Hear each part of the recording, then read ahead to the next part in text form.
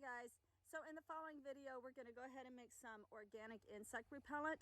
Now I want you to understand that for one thing, at the beginning of some clips my voice will cut out, and I want you to know that I'm aware that it does that, and so I always make sure I don't say anything important for those first few seconds of every clip. So I promise you, you're not missing any valuable information. Also, I'm not going to be able to make a few videos for the next few days because we're going to be extremely busy moving some trees off of our property and getting ready for our tiny house. So I'll see you on the other side of that.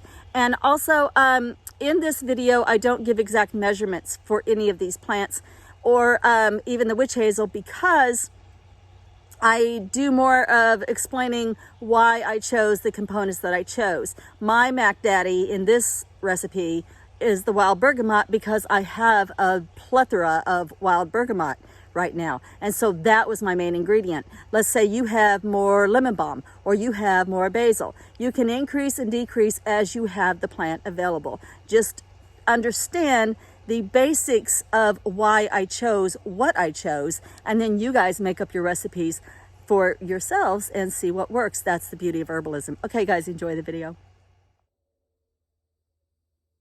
Hi guys, welcome to a nice sunny afternoon. I'm out in my meadow and everybody's coming down. They're getting ready to clear out a bunch of this back here.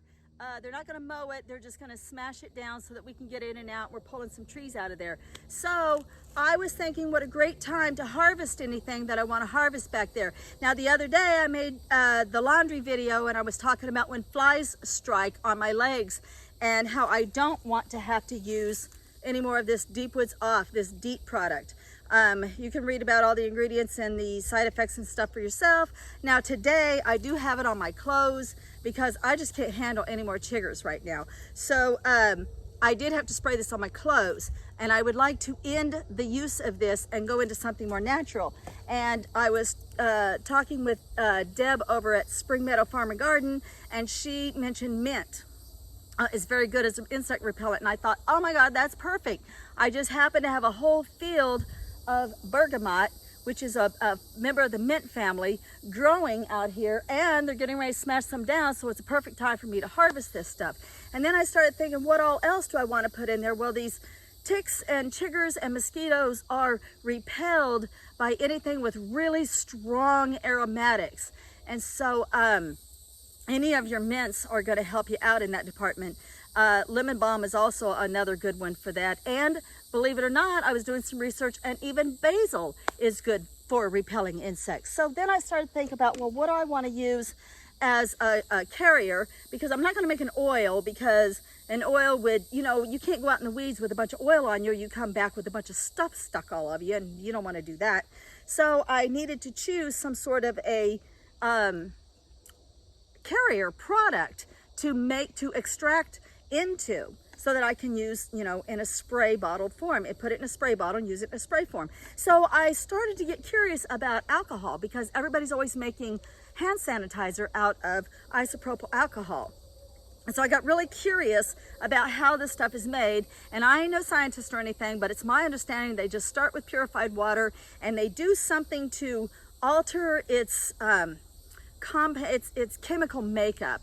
They go clear down into like the atoms of it, and not the atoms, but the molecules, and they sort of split that open and steal the hydrogen out of it, and then they glue it back together and sell it to you. And it's real drying, you know, of your skin. It's like sucks on and gloms onto your skin and makes everything shrink up. So not probably the best thing to choose. And so therefore I'm not going to put it in vodka either. I will do some more research on vodka and see about making it that way. But I think actually I'm going to go ahead and go with witch hazel, because witch hazel itself is a plant extract, and it's strongly scented, and insects have an aversion to that. So I think I'm going to go ahead and use witch hazel. I'm also going to harvest a lot of this. I mean, this stuff is just growing everywhere. When I first introduced you to this, I thought I only had 5 or 6 plants. That was day one. It has exploded into a meadow of wild bergamot. So for anyone who wants to grow it, poor soil. I always tell people that if you want to grow wildflowers, don't do anything to your soil. Just leave it alone, and wildflowers will just take over. And says sometimes it can handle shade, but these are all growing out in full sun, as you can see. Also, I'd like to add, its main ingredient is going to be the bergamot. Now this isn't the red kind. The red kind, the scarlet kind, is what you make Oswego tea out of, and I have that growing in the garden. This is just the wild bergamot. Like I said, also known as horse mint. And I think I'm gonna add some lemon balm and some catmint and some basil. And that ought to just make those insects stagger away from me. So let's go out here and do some serious bergamot harvesting today. Let's go. Okay, when I said I have a lot of bergamot, I wasn't kidding. All of the purple that you can see all the way down to that utility pole and clear over here on this side, it's all bergamot. And everywhere behind me is all bergamot. Ooh, blackberries. Okay, so I'm gonna go ahead and collect this up and get out of these weeds.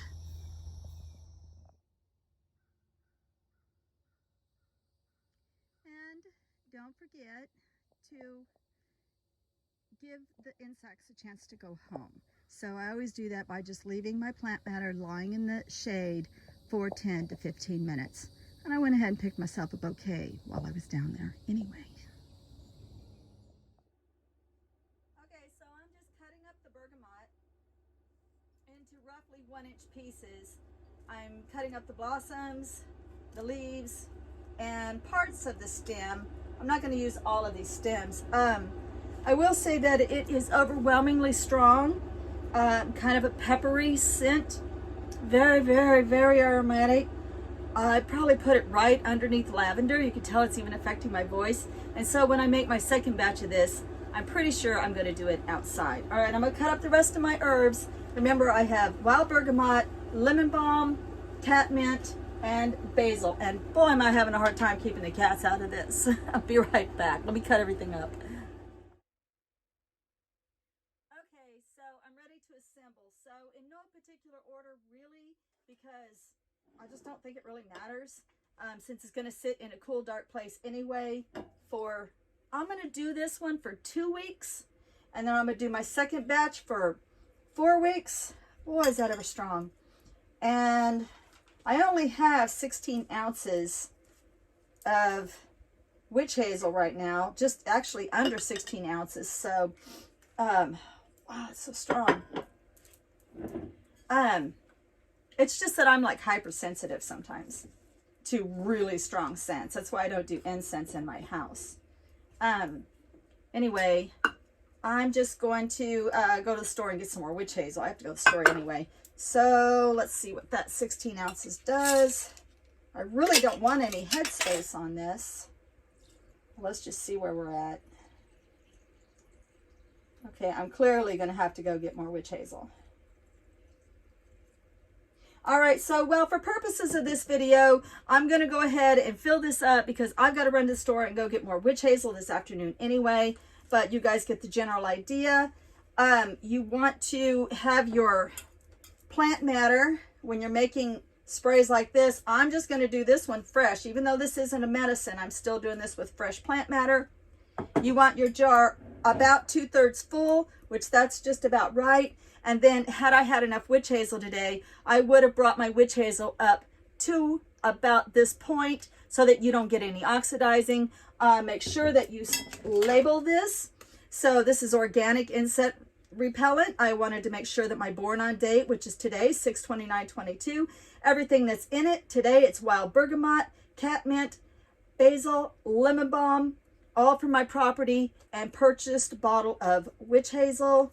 And then when you finally do tincture it up into your spray bottles, make sure that you also label those. Like I said, if this was able to be finished today, the witch hazel would have been up to here. I just have to run up and go get more witch hazel. Yeah, so I'm gonna let this sit for 2 weeks and try it, and then I'm gonna try my second batch for 4 weeks and my third batch, if I can get it to go 6 weeks without going mushy or moldy or any kind of funk up on it.